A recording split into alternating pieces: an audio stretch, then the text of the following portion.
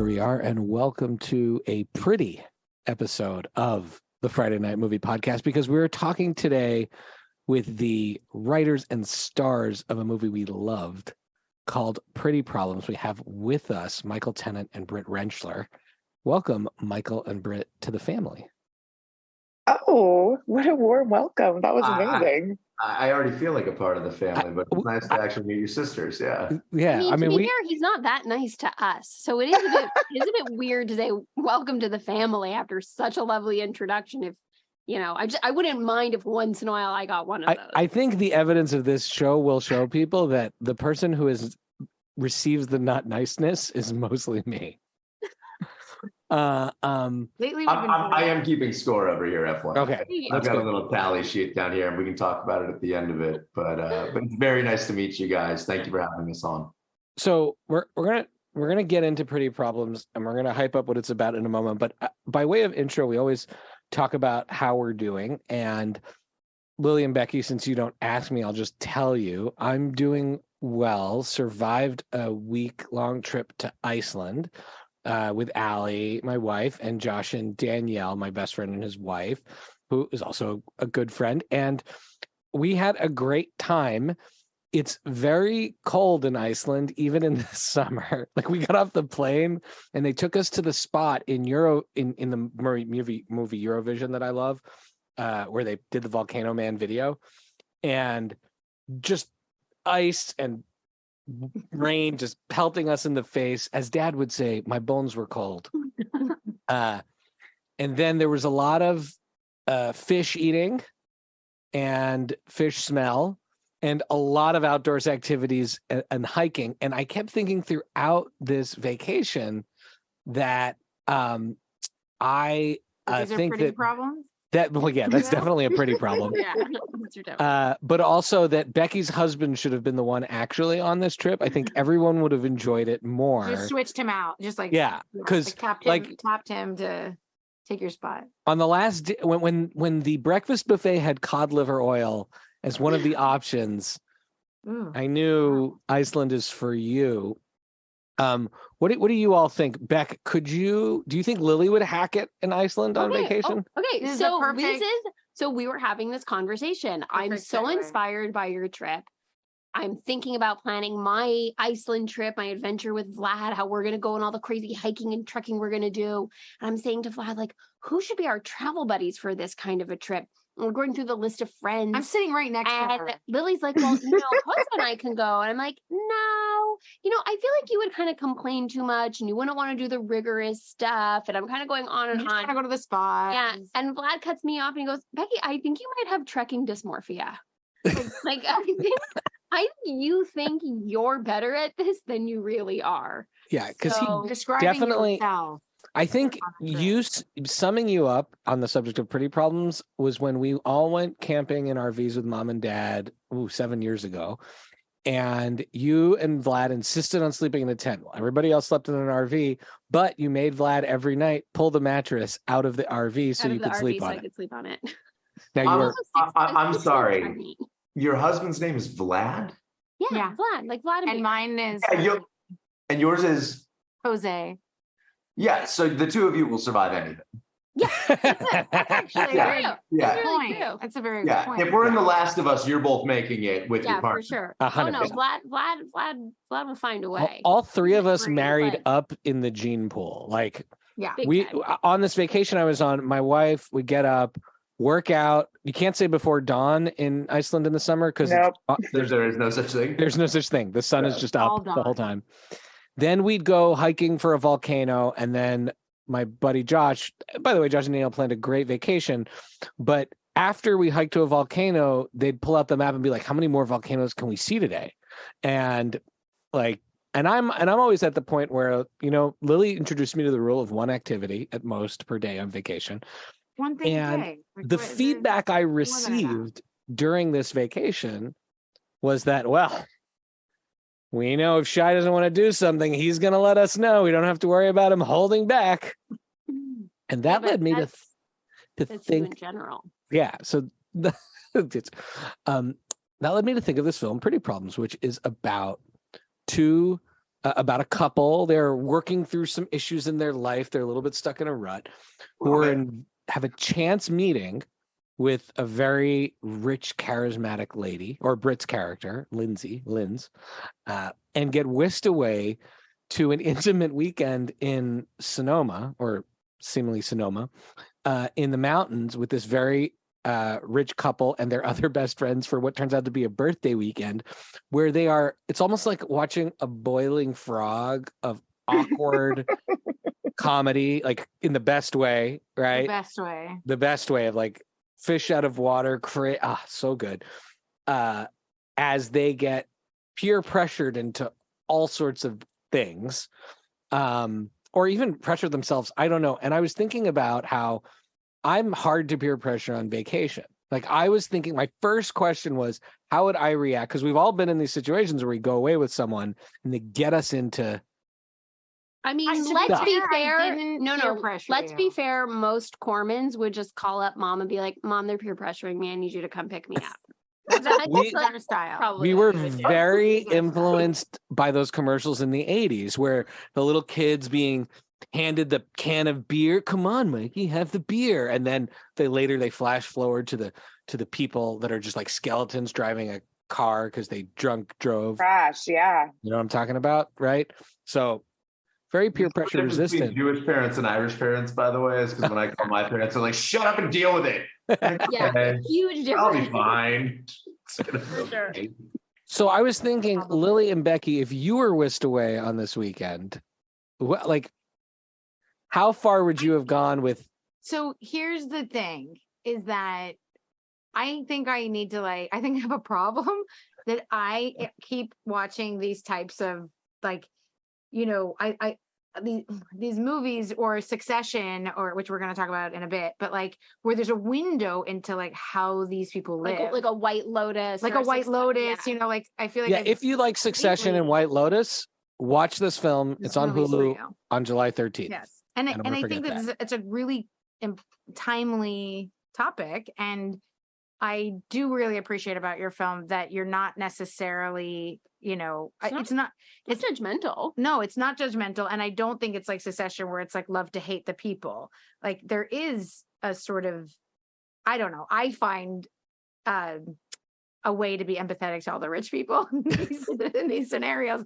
And no, the characters all have definitely. Lily's like Jack and Lindsay are very ungrateful guests. That is just shut up and take your gift bag. Like, geez. Yeah. Give me those Louis Vuitton slippers. Get out of here. Seriously. But I would say my hard line is the drugs. I would then, and maybe for somebody else it'd be my hard line is leather goods. I don't want that, but I have no problem doing mushrooms. I would get so nervous with that. And if somebody dosed me without me knowing, or, and I feel at that point, I'd rather not know, if somebody was doing something like that and, drugs being around, and maybe that's how rich people do party. And then I shouldn't party with them. But I would say that would make me feel so anxious and nervous. It would ruin all the Louis Vuitton. But other than that, I would call be your mom. And clearly, I have to draw the line at axe throwing because I went on vacation with Lily and her husband, and her very competitive, muscular husband went axe throwing, and I wanted to keep up with him, Jose, and I tore up my shoulder. And 2 years later, that's how he hurt his shoulder. Axe throwing at a fancy resort. Okay, I'm curious. In the film, we see where your characters eventually draw the line in these various scenarios. But what about for you personally? How much are these characters in any way drawn from you two as people? And where do you fall in that line? That's a great question. We talked a lot about vacation life when we were working on this. What do you want when you go away, right? You're going away to Iceland, or you get, obviously Jack and Lindsay get swept up on this trip. But this idea of vacation talk where you're when we get back, we're going to remodel the house, or we're going to start working out at 5 a.m. every day. There is this element of fantasy that I think we can all relate to regardless of the level of vacation that you're on, where you're dreaming of something outside of yourself, or that when you come back, you're going to be different people. This vacation is going to change you, whether it's like camping or, you know, a 5-star like resort in Tahoe or something. So that was kind of the element that we threaded through that we could relate to, especially being a couple on vacation, because often you make these agreements together. You're like, so we're gonna, and then I'm gonna. And so we kind of thought, wow, if they're stuck in life and they are exposed to something that's so different from themselves, what kind of promises are they trying to make? Where are they intersecting, and where are they finding that they're still just hitting the same road bumps no matter what the scenery is? And so I think for Michael and I, it was like, what is the most outrageous thing that we could put these people through, which would be really fun? And then secondly, like, what are their reactions? I don't know. Like, there's a part of Jack and Lynn's that are so us. And then there's also these places where we had to diverge and think like what matters to them, where would like Michael is going to sing karaoke and maybe smash a bass and not think twice about it. Right. He's a monster. No, I'm just kidding. But he is great at karaoke. But like Jack is horrified by this the next day. Like he can't live it down. Right. So I think like, would you get to the point where you're like breaking things in someone's house? I mean, then you'd be out on the first night. Right. Mm-hmm. Yeah. I'm such a control freak in general in life. So there's a thing for me of like, and by the way, like, I'm not afraid of going to music festivals and, and casually enjoying substances and kind of doing things, but there is a level to me of like, I can't get out of, like, I need to make sure that everyone is safe. I've kind of had this like Papa Bear thing with everything where it's like, I need to make sure everybody's okay while we're doing this. I think it's why Britt and I travel so well together, work so well together, is we actually text each other often and are like, God, I love traveling with you because you're so fucking organized. Like, right. Same thing where it's like, good. Like, back to the Iceland thing, Britt actually was just in Europe for about 3 weeks. And she was telling the story about this trip where like every day was 7 activities. And that's where a lot of pretty problems stem from, was traveling with my ex and her family and doing these things where I was like, oh my God, can we just sit down and watch like the when it's sunset? like going on vacation with our mom. Our mom is it's like we're sitting on the edge of the Mediterranean Sea. Can we just watch the sunset? I don't need bike ride at 5:30 or Doors at 6:30. Yeah. And I think that was a big thing with the difference between, and again, like I'm an egomaniac. I wrote all the male characters for me because I didn't know what this movie was going to look like. So I wanted to be able to play any of those roles. Interesting. Yeah. Well, look, I think there's a really common thing that happens with independent films, specifically, and really comedies, where you're like, let's grab somebody who's on hiatus from a TV show, right? Because they're going to be more recognizable than we are. And, Britt has worked a bunch as an actor. I've worked less than she has. And so it's the thing, like, let's get to, actors we like, but who we can put in the lead roles. And then we were like, no, screw it. Let's do it with our friends. Let's do it with us. Like, let's just go together and be our little chosen family that we've created and make this movie. But the line I draw on those types of trips is like, okay, I'm a good time, but also I'm going to be the one that's cleaning up the vase. And I'm going to be the one that's making sure everyone is having water while also making sure that it's having wine at the same time, but just trying to keep everybody hydrated and balanced. Mine is sleep. Sleep. 100%. Like I have to sleep. I'm a sleeper. I love to sleep. I love to party. I love to hang. Britt. Yeah, but it's like, man, if I'm not well rested, I am trouble. So that's my line. I did like in the movie how it seemed like your accommodations were very comfortable. You had eye mask. You did get a sleep. No one woke you up in the morning. So I was like, maybe I could let the other stuff slide. Yes. Because you seem to really get as much sleep as you needed, which I appreciate. And what you threaded through, what you were saying before, there's also the fantasy of these new friends. I don't know if it's happened to Becky and Shai, but Becky and Shai know that like I've been. Are you kidding me? I've been picking up people's phone numbers all over town. This is true. I have multiple new people I'm texting with. But like I have once found myself glamored by a couple and it didn't end well. And their vacation home. And it honestly, true story, it didn't end well.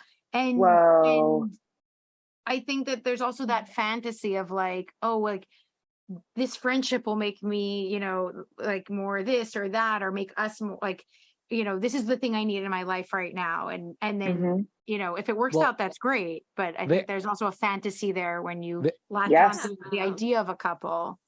I haven't been whisked away on vacation with a couple because I don't know, because I'm very choosy about who I travel with. I don't need to be super close with them, but certain criteria have to be met in terms of. Oh, what's the criteria? It can't be our mother. No, you stopped saying that. I'm sharing a house with our mother the whole summer. It's okay. true. It's actually probably the person you travel the most with is actually probably our mother. So that or my wife. But yeah, my mom and I have traveled. No, my number one thing is, and this is probably controversial, but I can't travel with bill itemizers. It's all comes out in the wash or everything is split person. Ooh, That's the number one thing. And I'm happy I would rather secretly pay for things than have to deal with someone being like, I did not have a pina colada on this. Yikes. And to be fair, I drink probably the least out of everyone. So I'm the cheapest date on any of these, but that's drinks because you don't want to deal with the items. That's number one. I think number two, I need people who are okay with like other people having fun in their own way. So there can be group activities and I'm on board for those being group activities. And then there has to be like a very free market in terms of what fun is. And then last but not least, I accept no judgment whatsoever for what are my just own personal most important things about vacation, which are air conditioning and Wi-Fi. I was going to say no sand would be a very... No, but I go on vacations with sand with a lot of different people. I just don't want to take shit the entire time. But the fact that I'm fine going on the sand once a day, but I'm not going to spend all day like jamming my toes in it, getting turned into like a tanned piece of leather. Go on vacation with Lily. We spent 5 days. Every inch of my body was covered in sand. My youngest daughter even said, "Gosh, I can't. I don't think I want to repeat it on the podcast."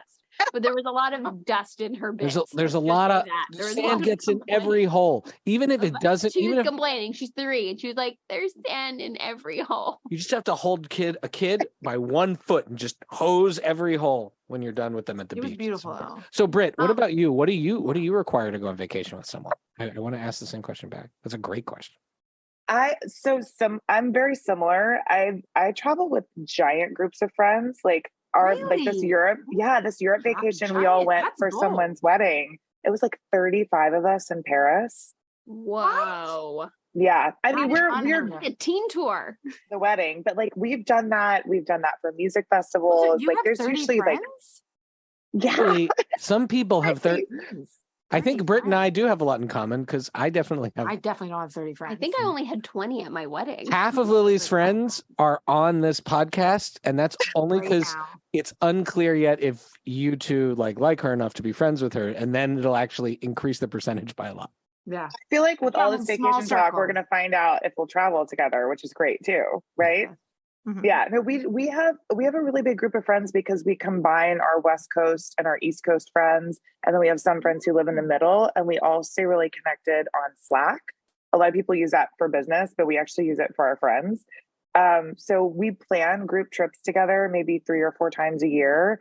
And this was actually one of our friends' weddings. They were getting married in the south of France, so we all flew to Paris, and we were in Paris for about a week together.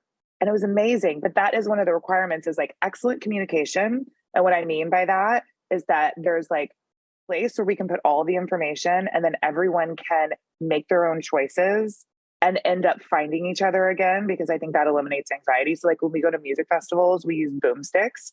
They say Friendship Day on them, and we hold, like everyone has one. So you just hold them up when you're walking around and you can always find your people. So there's no like, if I go to the bathroom, I'm in 100,000 people. How am I ever going to find my friends? It's like, oh, I look for the boomsticks. They're always together. Or if you see a boomstick wandering around, that's someone who like went on their own journey, but you can walk up to them and find them. And they glow at night, which is really great. Remember when I told you Britt was really good at organizing things? It's like freedom through discipline. You know what I mean? Like we have these things so that we can also put a system in place that you can play within the system. Absolutely. I totally agree. One thing I learned from my wife, we learned from her sister and her husband, was before vacation, we have like a little conversation of like, What are your expectations for this vacation? We started that about 15 years ago when we were dating, and it's just golden. It is pretty amazing. Michael, what about you? What are your requirements for going on vacation? Are you itemizing the bill? You seem like you're more of a, like me, like you'd rather pay for the whole thing guy. You had me until toes in the sand. I was like, I cannot wait to go on vacation with you. The last vacation, actually the vacation I went on right after we finished shooting with my ex and a bunch of her friends, we showed up day one and one of her friends threw out, all right guys, everyone download Splitwise. And I was like, what? What are we doing? What are we doing now? I'm one of those people who we make the joke in the movie where it's like Matt just throws his credit card down because it's like I can't pick up that check, but it's just easier and just everybody Venmo me, like let's all just hang out. I do have to make a pitch for Splitwise though, because I think it's dependent on where you are. Because when we go to the Cape every year, this group of friends I'm telling you about. And there's so many like different grocery runs. It's not just all going out to eat. That's like, that's a lot. That's Also, it sounds like to me though, is Splitwise. Does it sound like to me like you're evenly splitting, or are people? Yes. So everyone pitches in their receipt, and then at the end, it's like everybody owes this much, and you only Venmo one person. This is within the framework. Dinner with 6 people and then agonizing over who had the tomato salad. Like, well, right, but that was my issue with it. Was like at the end of everything, if it's like we went and did a surf lesson, bam. It's like, can we just like be? That's tedious. Like let's just take. Look, I think this is what Britt was speaking to earlier about the film. Can we just be when we're in this place? Can we just experience this place? Can I have my experience in this place versus being force-fed the experience everyone else is having and having to feel like I'm on the clock, right? And I feel like I'm on the clock when I'm constantly getting Venmo'd or requested when I'm on vacation. Whereas I understand that. That's legit. So again, pitch for your company, right? Like we give everyone a window of like 3 weeks to figure out their Splitwise, and then we do like the final thing. So you're not like, you don't even have to enter it while you're on vacation. No one's like, oh, wait a minute. Someone did that. They didn't put their receipt in. They're trying to. I bought the avocado though, and that was $2. Like, it's not like that. So it's the vibe. It's how people use the information that's available, right? Michael, what you're saying really resonates with me because the way I like to travel is a lot of time in one place. So I can just absorb it and enjoy it. Like pick a city and go there my husband and I traveled for 6 months after we got married, and we had a loose itinerary of where we were going. We would show up in a place and we'd stay for 5 days or a week in a city or a dream and just enjoy it. Do one thing a day, be like, okay, we've had our fill. Now we're ready. We go to the next place. And it was this just being in it. Which brings me to something interesting about the film that really caught my attention. And I'm not going to say I took notes, but I may go back and take notes. I have to say that I think that weekend was beautifully programmed. Again, I kept saying to Becky, Lily might not be taking the right lessons from this movie. I said, Becky, I worry about myself, that I want the slippers. And I think that they did a beautiful job with the itinerary. Nothing started early in the morning. There seems to be like one group activity a day, but then lots of time to like work out, or you go for a swim, or everybody does their own thing. How did you guys come up with that? I mean, it's clear how Britt came up with that. Yeah, I mean, something that I really liked the movie is that I kept waiting for the other shoe to drop in the film.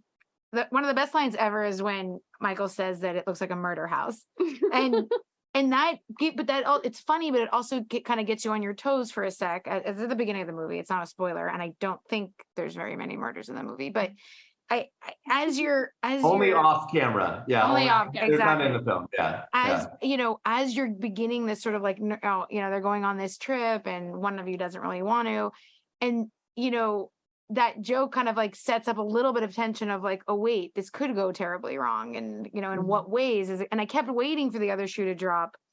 And the backdrop for that is these hilarious activities that are programmed. But they all go very well. But that's sort of more or less. Like that's not really the you know what I mean? That's not really the tension there. The tension is obviously between the actual people. How did you come up with the structure of that weekend? back to what we were saying earlier, there is a thing with, I've been, really fortunate to go on some really cool trips and do some really fun stuff. You kind of watch these apex predators that live in this world and they can't stop hunting. They can't stop swimming. So even if there is 2 activities planned a day, everything else during the day, there's no lying by the pool reading a book.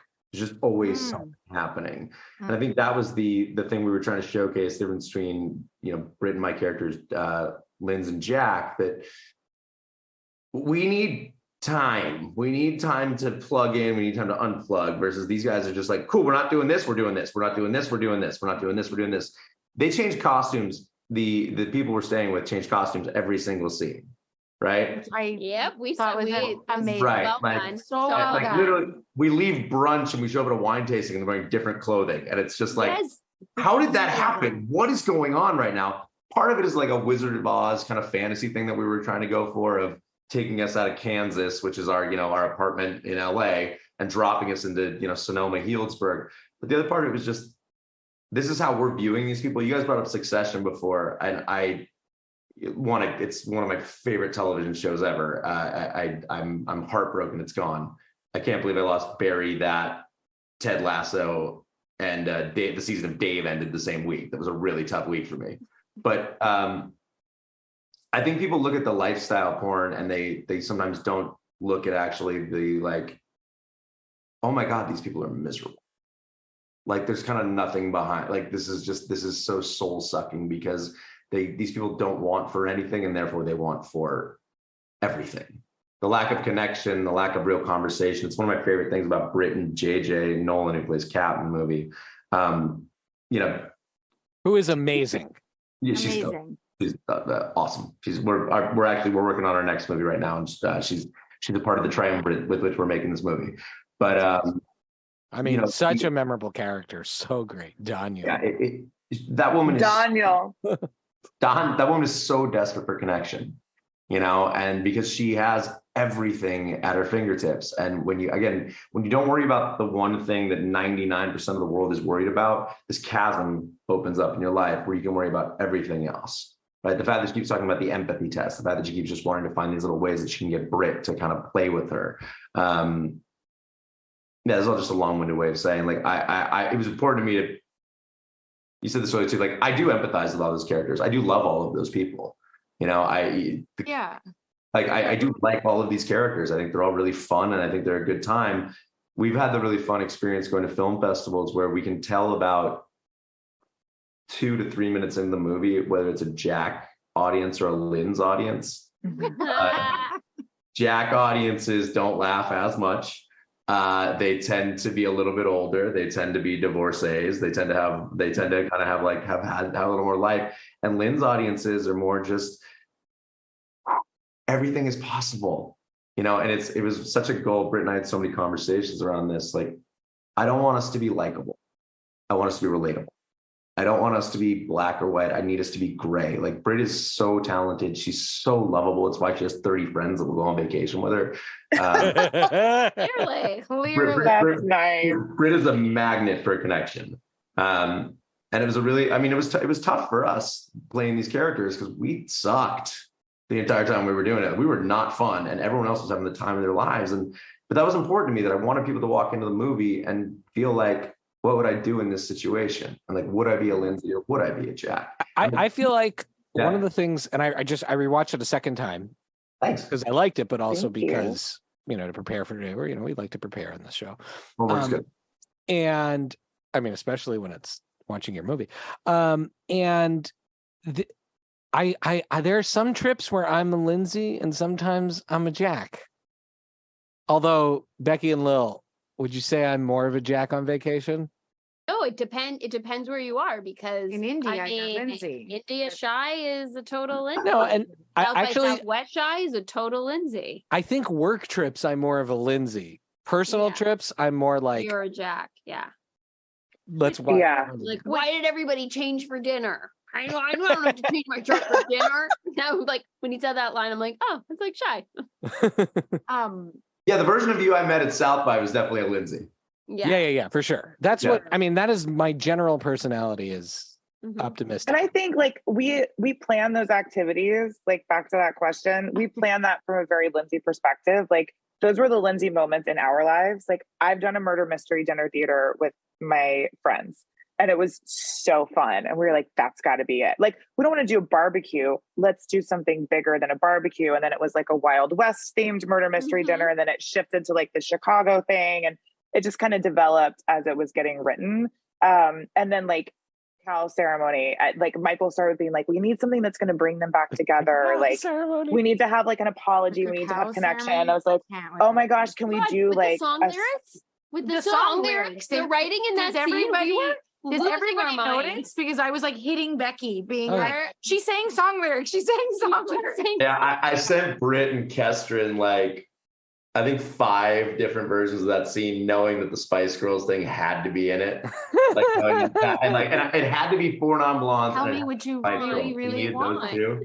But like, I sent them like 5 different alts of that scene. And it was funny to me in the final cut that the 2 that I knew had to be in the scene ended up being the ones in the scene. But again, I think it speaks to just these characters. Like JJ makes this amazing face where she's like, what's happening? And Britt and I are like, what the fuck is going on right now?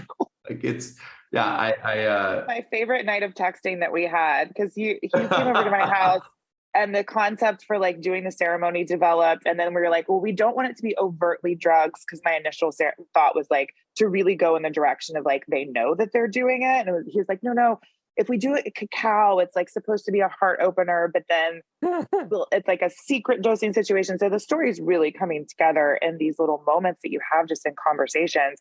And then the song lyric thing came up, and that night of texting was like, I mean, everything we could think of. It was like Led Zeppelin, David Bowie. Like we just kept texting each other like pitches. I don't think we went to bed until like 3 a.m. texting each other ridiculous song lyrics that we felt like that was a tough, like the ultimate choice of that. And it even got edited down. Like Michael is being very, he's being very humble about it, but there were so many hilarious versions of it. It was actually very hard to choose, because once you go with that concept, it's like, how many song lyrics can you think of from your life that you could start to apply to that situation? And they're all ridiculous. Oh my goodness. Well, oh, sorry, Shay. Oh no, go ahead. Well, that brings me to the one of the questions I would really wanted to ask you is, but to both of you, is that people love to hate like these kind of characters in Succession, the White Lotus, which is like huge, and the Menu. It made me think of The Menu. Also, I don't know if you've seen that film. Mm-hmm. And this, wait, I just want for people listening, this does not take a menu. This is not a horror turn. No, it does not take it's at all. But even beyond that, like I don't want people listening who don't like horror to be like, oh, they're no. No, we're a straight up like balls out comedy. And the horror is our marriage. That's the horror. But that being said, it's not without commentary. Like your comedy has commentary, but I didn't feel, and I do feel like this about Succession. I think your film is more connected to a Succession type situation than The Menu, whereas I don't think the moral of the story is rich people are bad. And I think a lot of these types of shows, it's like, well, the White Lotus people are all terrible because they're wasting this vacation. Everybody's bad. Succession is they're all horrible. They're rich, horrible people. But if you take away only that, I think you're missing a little bit more of the point. And you touched on it before when you said they're not happy. And Lindsay and Jack aren't happy either. It's not like if you don't have money, that means you're happy. Where is there that sort of deeper empathy or commentary in the film for you guys? Like maybe about that, or what you're trying to say?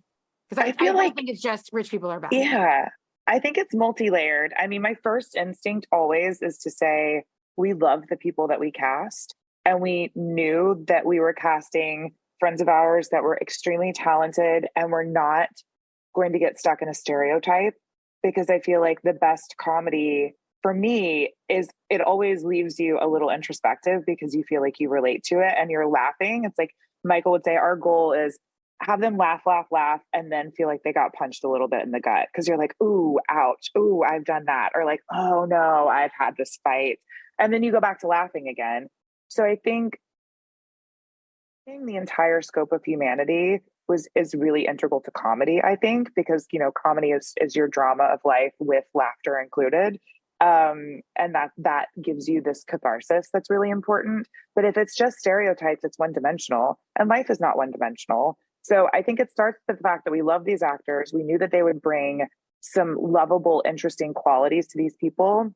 And also that it's important that if you see Linz and Jack struggling to try to make their life, then you also see that Kat and Matt are struggling. Their marriage is also not happy. Why like people, we would get stuck on this thing in editing where we're like, why would Lindsay say yes? We have to make sure the audience understands like why she would say yes to this vacation. But it's also important to understand, why does Kat keep inviting people?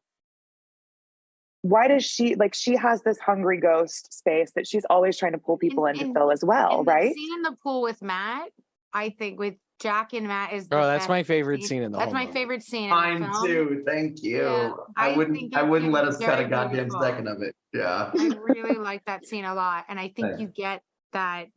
Like, I'm not going to reveal too much about the scene. I want people to not, you know, maybe. It's a beautiful heart to heart, but it's also so weird. Like, it's very revealing. It's very revealing.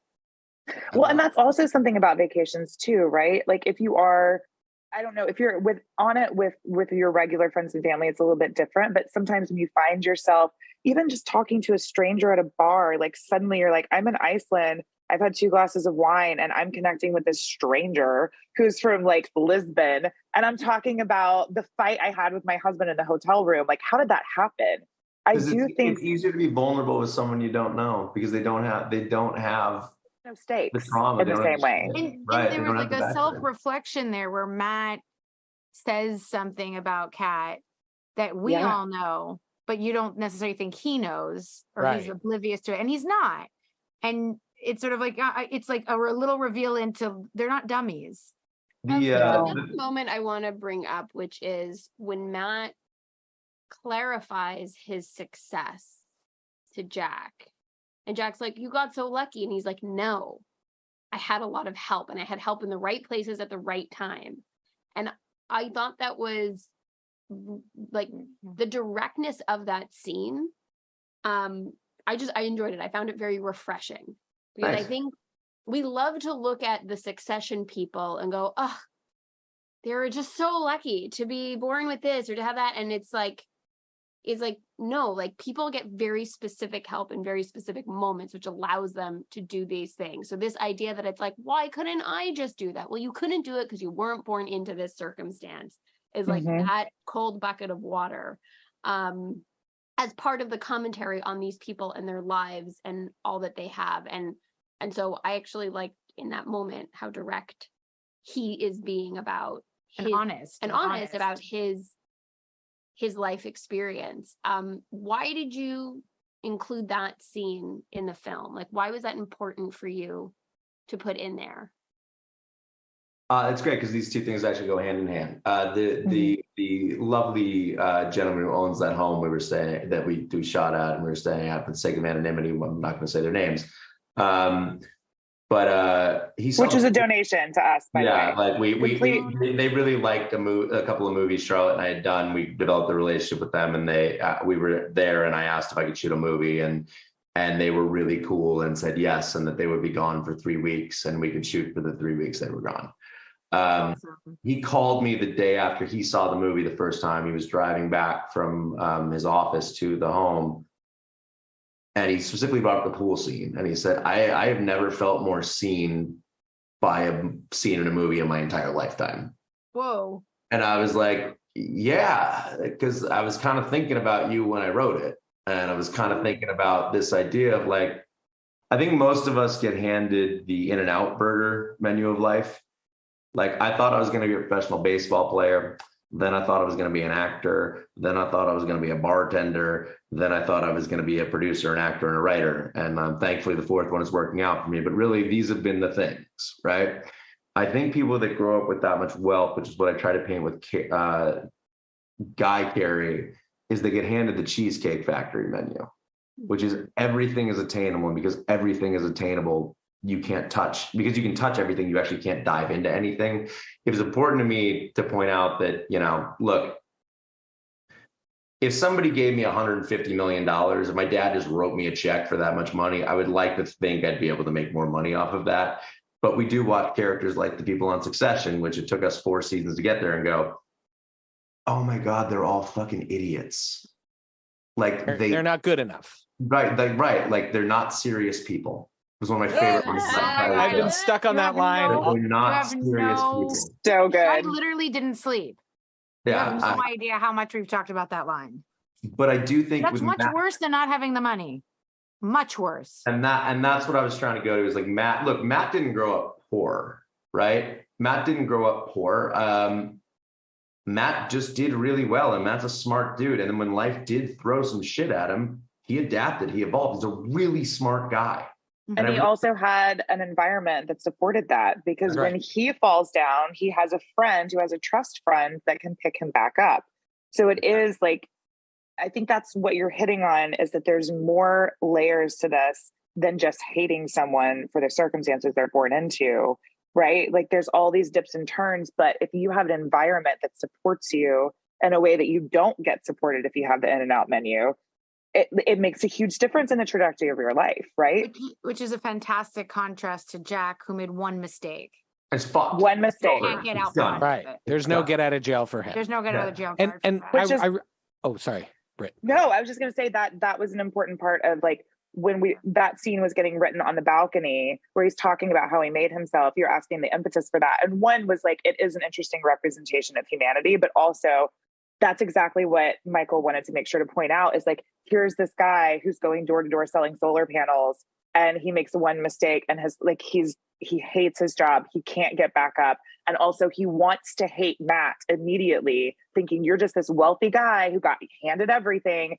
And then this guy is like, actually, I did it. I mean, I kind of did. I had help, but like, no, I had help. I didn't do this all on my own. And Jack is like, oh my God, you're a self-made man. Like in his mind, it just took him down so many levels because he thought he could just hate this person, and he can't, because now he has to think about himself. So, I mean, it's so well done. It's so well done. The decision to have Jack be on probation and have that block of him, of that and the anger management issues, where does that come from? Because he comes in with a handicap to enjoying himself over the weekend that Lindsay doesn't. Lindsay gets to come in like a little bit more open, a little bit more seeing the possibilities. Jack, even if he wanted to, still has to worry about, like, even from the beginning, he's like, I promised my wife I wouldn't drink a lot. I've got anger management issues.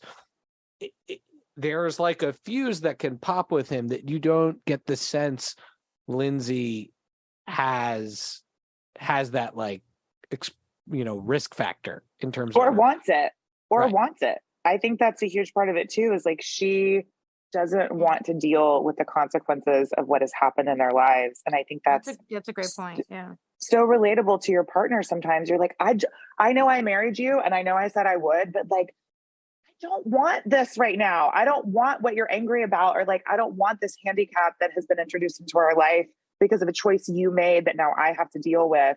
And I think she's offered this like Land of Oz opportunity to pretend like nothing's happened. Can I just pretend like you're not on probation and you don't have to pee in a cup and you could go to jail? Because this world makes me feel like that could not be true. And that's why she's so willing to go, Mm. Yeah, I think, great question. Look, I grew up in a kind of an untraditional family. And my parents got kicked out of their respective households when they were 18 because they got pregnant with my brother. They grew up Irish Catholic. They got pregnant. They got kicked out. They moved to California. And I watched my dad grow up with this just kind of resentment and anger. And my dad did really well for himself, honestly. I mean, not the characters in the movie well, but he did well for himself. He created a really nice life for us. And I was somebody who I went to, by the way, I didn't realize you had such a big relationship with University of Arizona. Oh, yeah. I went there to play baseball and got injured. And that's when I started studying. Yeah. We're like, that's our family in a lot of ways. Yeah, we love the School of Film and Television. It's the Harvard of Arizona. It's the greatest school in Arizona. Hey, We got to take a moment then to give love to the TFTV, Theater, Film, and Television School. We love you. Yeah, I did a bunch of interviews with them last year. I love those people. Harold Dixon, who is an emeritus professor there, absolutely changed my life when I stopped playing baseball and encouraged me to be an actor. And some of our crew was from there too. A lot of our crew and awesome some of our cast too. Yeah, we were very, very Wildcat based. But it was one of these things where I watched men in my life. We're getting to therapy now. I watched just a lot of men in my life be angry about the way that life hadn't worked out for them. And as somebody who is, my company is called My Therapist Thinks Productions. Like, it's as somebody who does spend a lot of time reading and kind of thinking, and Britt hears it from me all the time, and it's probably annoying as hell for her, but like, I spent a lot of time being introspective about like, why do I feel the way I'm feeling in this exact moment? And I know so many men in my life that don't. And Jack is the worst parts of me. Like, he's got a huge ego. He's really depressed. He doesn't want to, he has no ambition because he felt like life kicked him in the balls one time. And he just can't get back up. And it's like, Britt has this lovely moment in the movie where she kind of calls me out on it a little bit. We're spoiling everything. No, it was. And that was actually an improv line. Like, we just we got into that fight a little bit, and the like, I need you to get back up was like, just kind of came out from everything we had developed together. Yeah. Also, I love Silver Linings Playbook unapologetically, and like Bradley Cooper's character in that, I was just like, that's fun. An argument from us. What's that? We're not gonna argue. We were also all born in Philly, so that's awesome. Guys, I'm a surrogate Philly fan. My best friend is from there, and he's indoctrinated me. It's bad. It's really bad. Philly. It's very emotional. I'm one of you monsters now. I say water. But yeah, I think that was I was also Britt said this earlier. Our whole idea with this movie was spoonful of sugar helps the medicine go down, where we shot all the scenes with all the kind of heavier dramatic scenes the first 3 days we were shooting, and we turned to each other and we're kind of like, oh my God, are we making Marriage Story? Because I didn't want to make Marriage Story. And then everybody else showed up. I wouldn't have watched it twice if it was Marriage Story. That's all I'm gonna say. Right? Yeah. Everybody else showed up on set, and all of a sudden it was like, well, I didn't mean to make American Pie either. So what the hell is going on right here? But I think that's what I was trying to look. I could feel my own relationship falling apart at the time, subconsciously, maybe not consciously. And I think that's where a lot of the script came from, was I want to have these conversations about why aren't we working? And like, what am I doing wrong? What can I be doing differently? And if, Britt said this so beautifully before, I say that all the time, it's because Britt says things beautifully.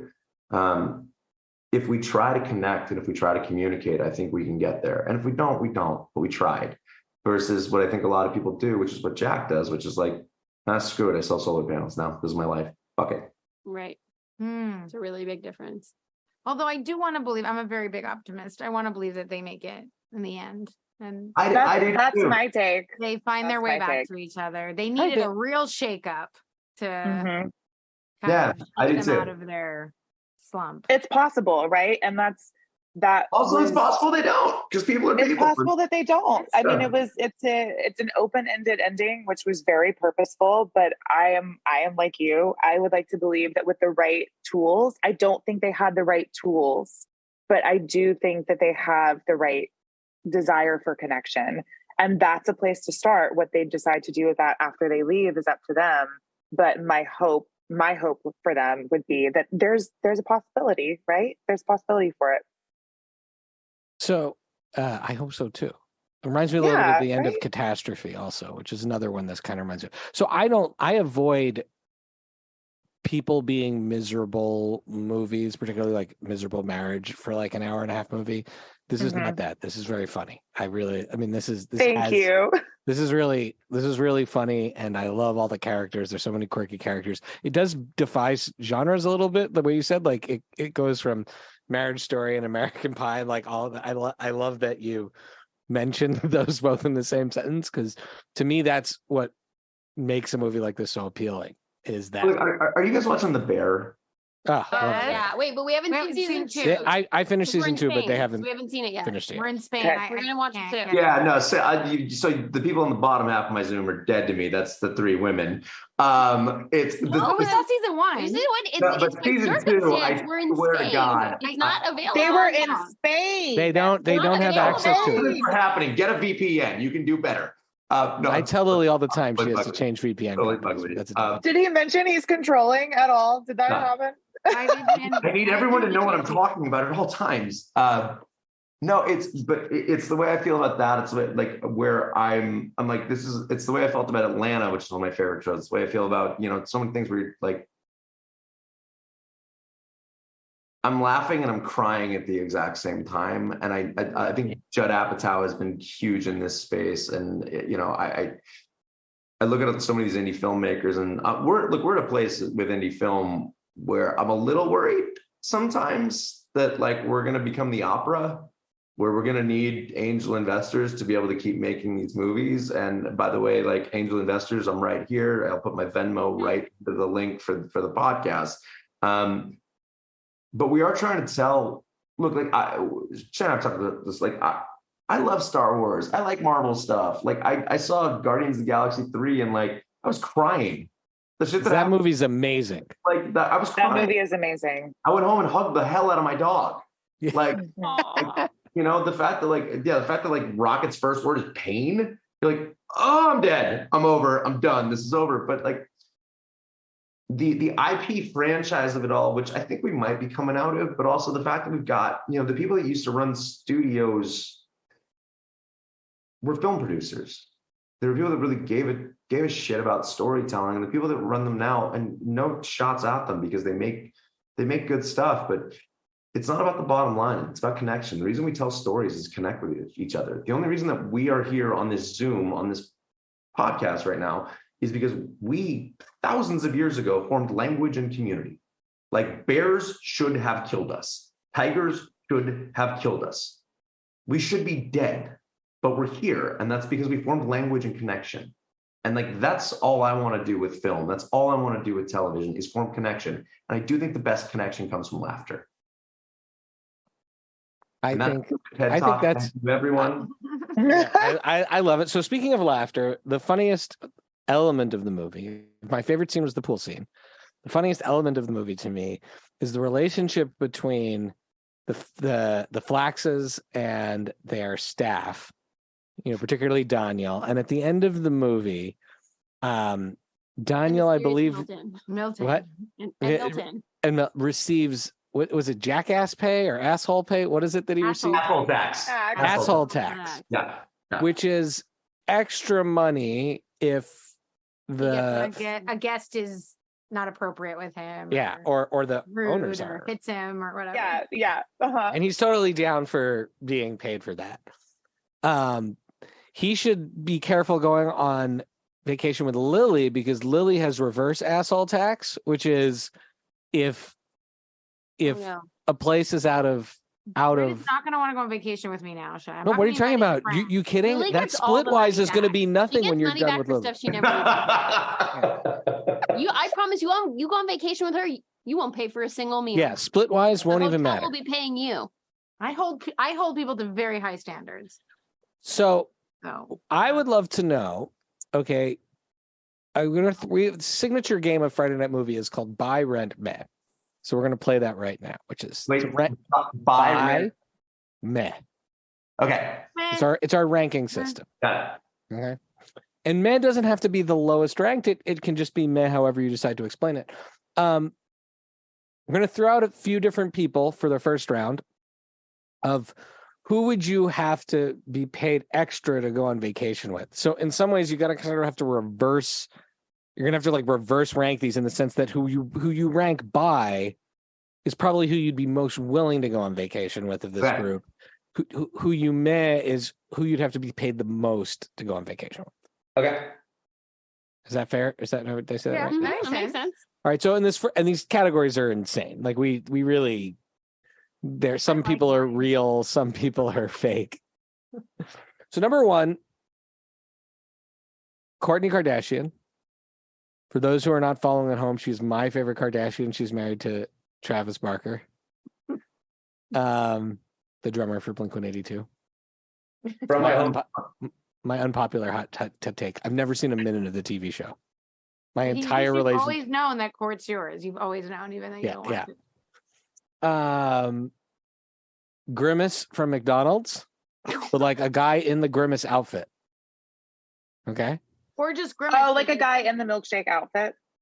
Yeah, in the purple costume, yeah. Purple costume. Or just Grimace, because I feel like. I mean, if Grimace was real, sure, you can play it either way. And Elon Musk. So that is your first buy rent man of people. Ooh. So who would you have to be paid the most / least with using buy rent man? Oh, good. Michael's ready. I knew you'd be ready. Go for it. I was actually going to defer to my partner, Britt. Britt. I'd like to let Britt go first, but I'll jump in if she needs a second. Oh. I'm in. Grimace costume, buy. We're on vacation. We're hanging out on the beach. I can't wait. We're in like those good Greek short shorts. We're getting suntan. I guess I'm going mad with Courtney next because of Travis, because I grew up in San Diego and Blink-182 used to play the quad in high school. We used to like them, and then we all got pissed off when they got too big. So that would be less than Elon would be the biggest. I would need a lot of Elon's money to hang out with Elon. Okay. All right. Wait. So he's rent? So it's Matt. So it's you buy you. But Michael, you mean that buy rent Matt?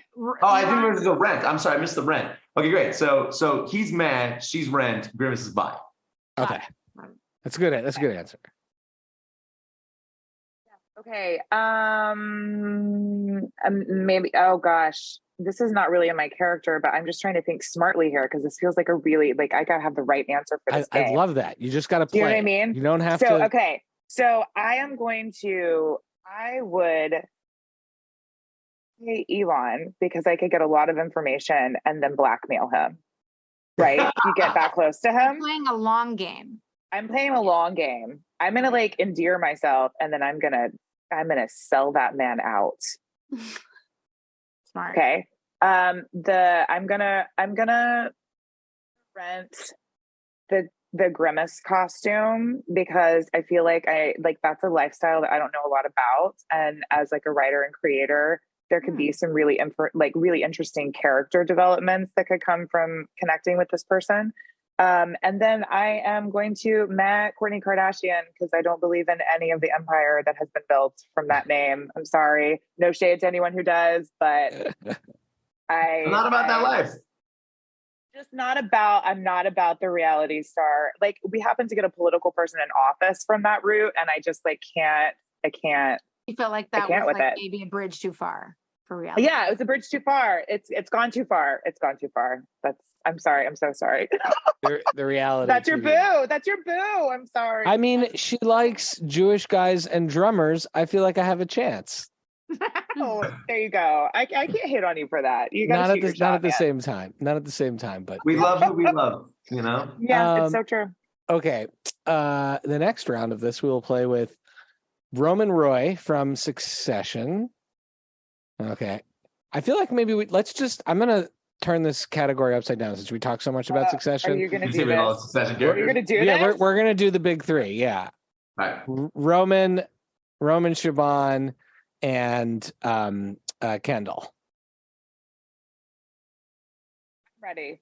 Kendall, baby. Don't have time for it. Absolutely not. Nope. I am buying Shiv.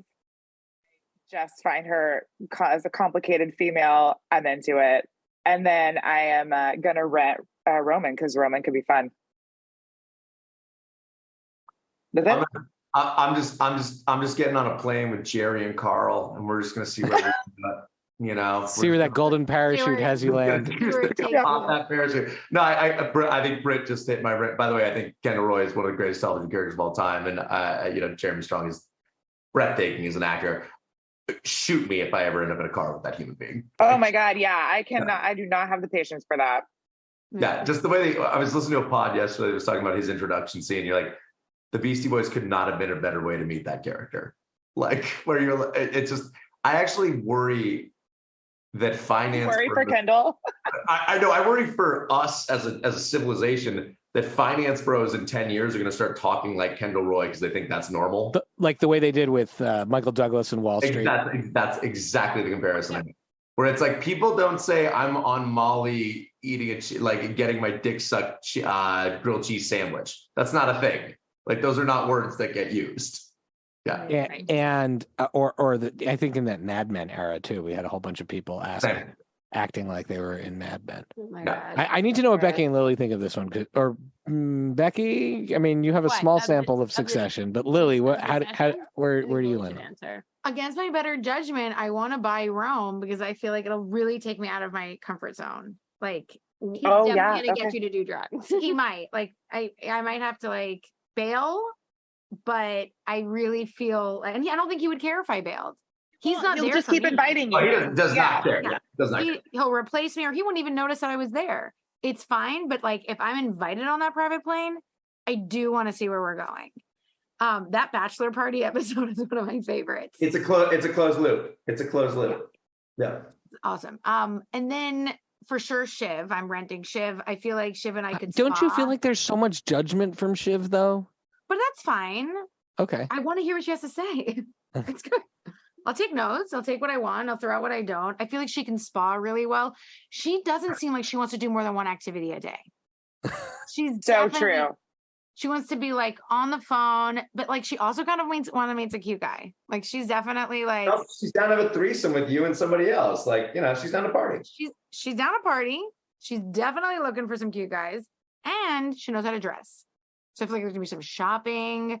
Maybe she'll lend me her stylist. Like we can like her person at Nordstrom's or whatever. Are you sure you don't want to change your buy? I don't know. Think she goes to I don't think she goes to Nordstrom's. I didn't want to go there. Like personal. Where does she go? We don't know. We don't know the names of those stores. We don't have the names of the stores. We don't give those out to regular people. Exactly. Yeah. But maybe she'll let me go with her. No, because maybe she'll take you to Nordstrom Rack and buy you some shoes. She would not grace Nordstrom's Rack with her. You and Shiv just pop into the Westfield. You go hit the Foot Locker. Imagine. But no, I do feel like I want to buy Rome because I'm just so curious. And then I will met Kendall because I'd scratch my eyes out. Like I can't imagine having to have dinner with him.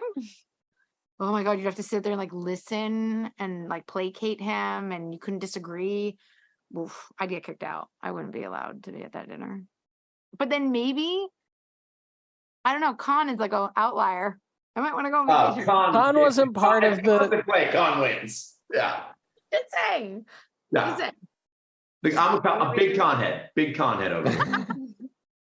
What about you, Becky, not having watched the show? I've watched some of the show. I've seen the first 4 episodes.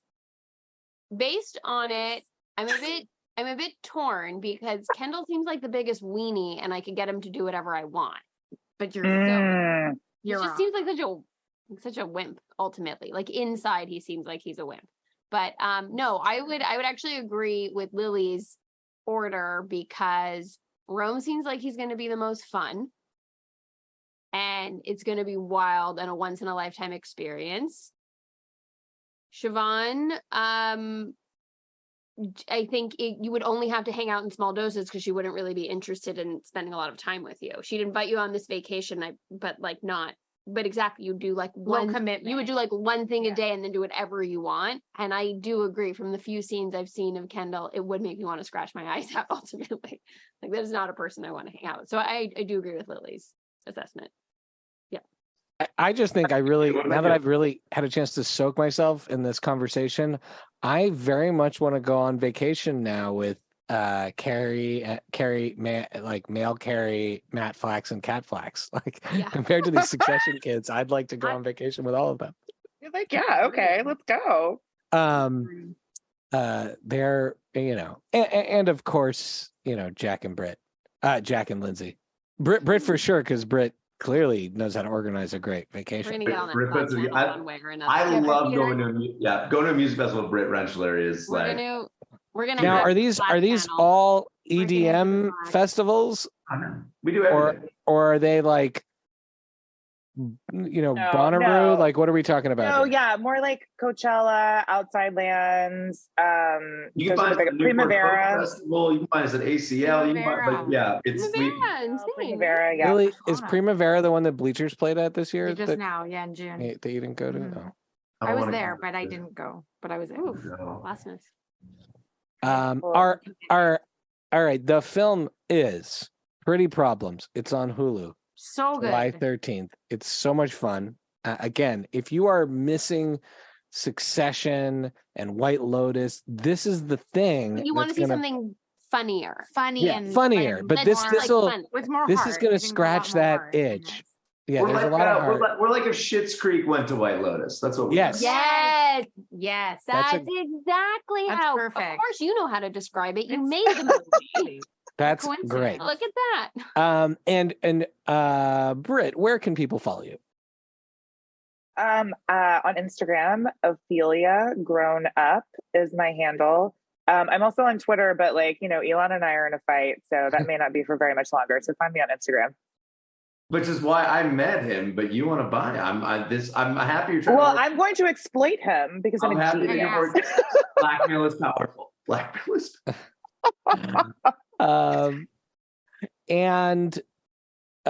Michael, where can people follow you?